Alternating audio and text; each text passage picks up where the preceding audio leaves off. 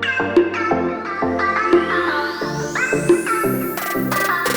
morning, happy Monday. It's October 14th.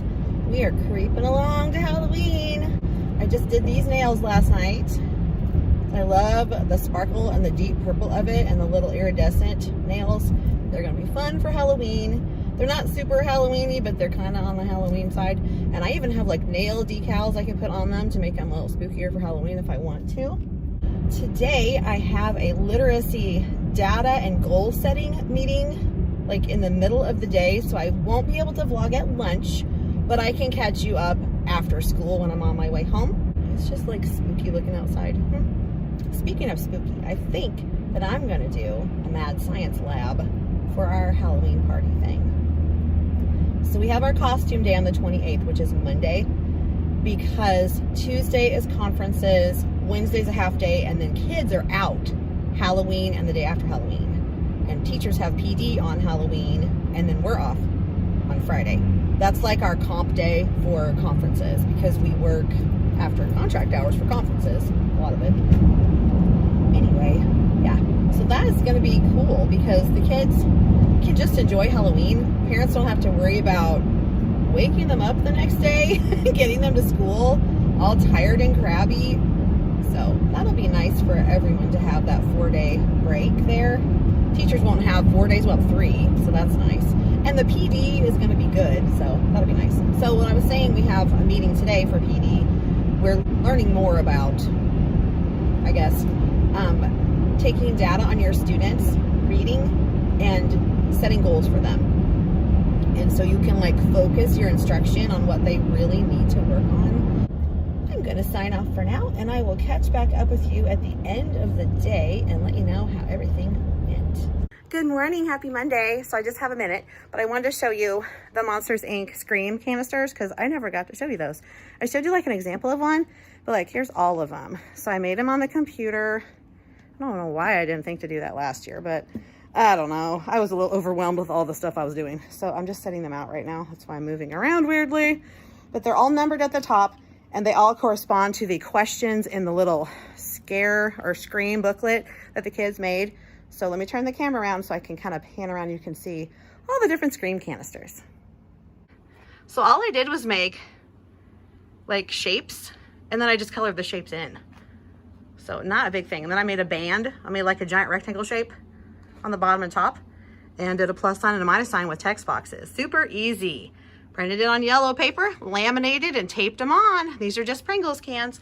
And see, not super fancy labels on the lids. Those just correspond to the question numbers. So after a kid answered a question, they'd come to the appropriate canister and inside would be a gajillion cards with all the answer choices. So A, B, C, D, I can get them out. And they would pick which answer they chose in their booklet, look on the back, and they take one of those little pens, which I'm not sure where those are right now. They're like the spy pens, the secret decoder pens. They have the light on the end and you press the light and it shines. The cards with the answer on the back would light up if they shined it on there, so they would know that was the right answer. So they would get points. That's how they checked.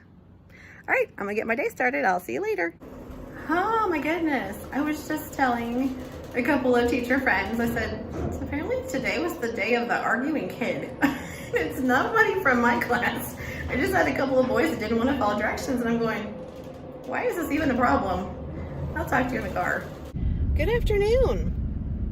I am headed back to where I live. I just got gas for my car and I grabbed a Coke because sometimes you just want a Coke. Today was pretty good. It was a little strange because having a meeting in the middle of the day kind of throws you off your schedule, but the meeting was really good. Over the weekend, I was looking for more ways for us to practice finding the missing addend, counting up to subtract and all that stuff, which is what we're doing for Power Hour Math.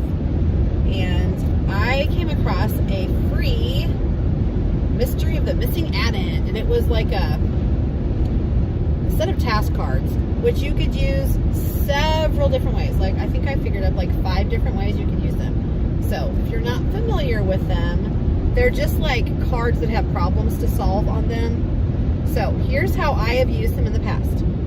You can cut them out and post them around So it's like a write the room math style, because there's a recording sheet where they put the answers in the little boxes. Then you check it together to make sure everyone got them right. You can use it as a scoot activity, which if you're not familiar with scoot, I did one a few weeks ago with Power Hour. You lay the task cards on desks. I like to put offices around them or some kind of enclosure, so they're more like private, almost like little study carrels in a way. One of my colleagues calls them no peekers, because they're for testing situations, so people don't look at your answers. And then you give the kids clipboards, which you give them for writing the room too. So they take the clipboards, each student goes to a different card, and you say, go, and they write their answer on their answer sheet. And then when you make some kind of signal, it can be a bell, it can be a chime, it can just be your voice saying move, or slide, or scoot, whatever. They move to the next card. So when I did it for Power Hour last time, I had them set up so they went around like this, and the kids knew which direction they were going to move to. And I even showed them a couple different times physically myself. I walked through so they could see the path that they were going to take and they wouldn't get confused. But that's another way you can do those. Another way I've done it is to screenshot each card and make a slide out of each one onto PowerPoint or into a PowerPoint and project one card at a time, and students answer them while they're just sitting at their desks or on the rug. At the end, you check them. Another way you can do it, here's way number 4, you can print out a game board, just an open-ended game board that doesn't have anything on it except for maybe like move ahead 3 spaces, move back 2 spaces, whatever. And give them one die, and they have the cards upside down, and they pick a card, and if they get the answer right, they can roll and move that many spaces on the board, and whoever gets to the end of the board first wins.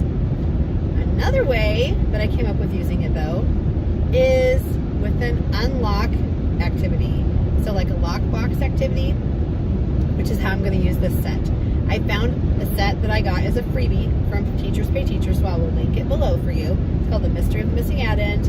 It's a detective themed one. So I just printed out the cards. There were 16 of them, so 4 sets.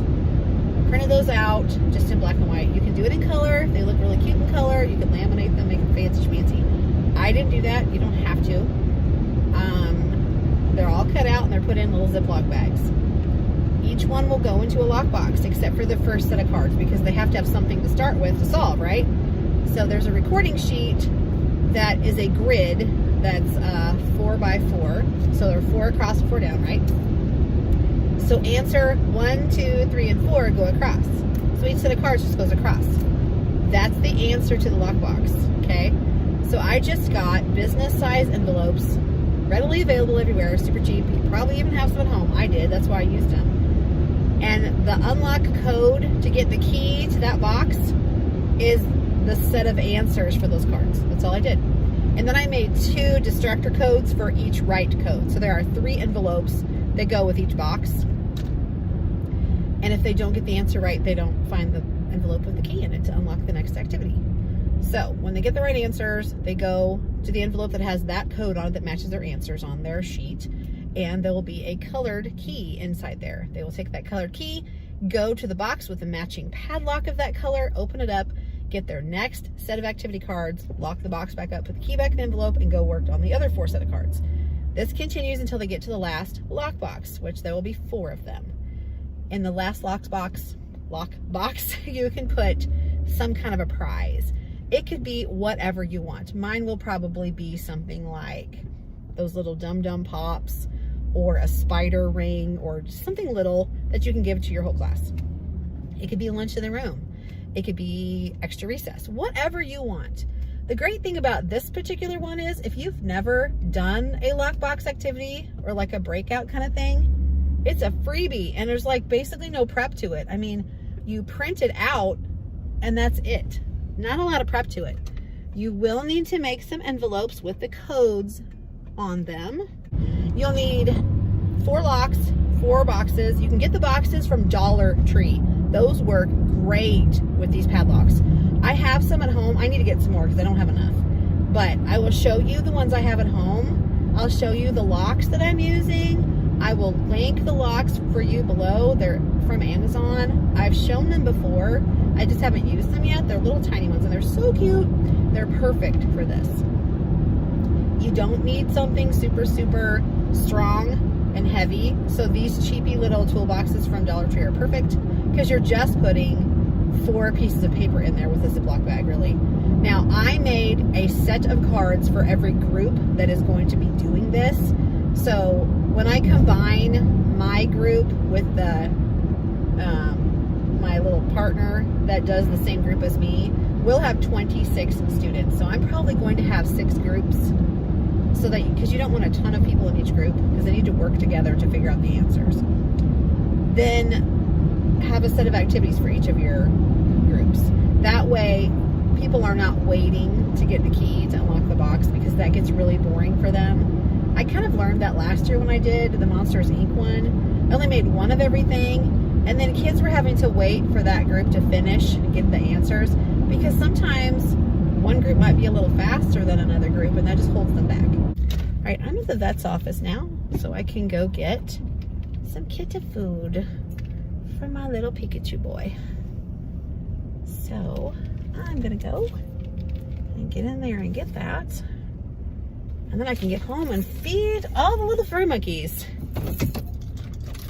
Hey, before I forget to show you, I made this little roll and color or roll and cover game. I made 2. And then I have one that says roll and color, so you can print it in black and white and just use copies.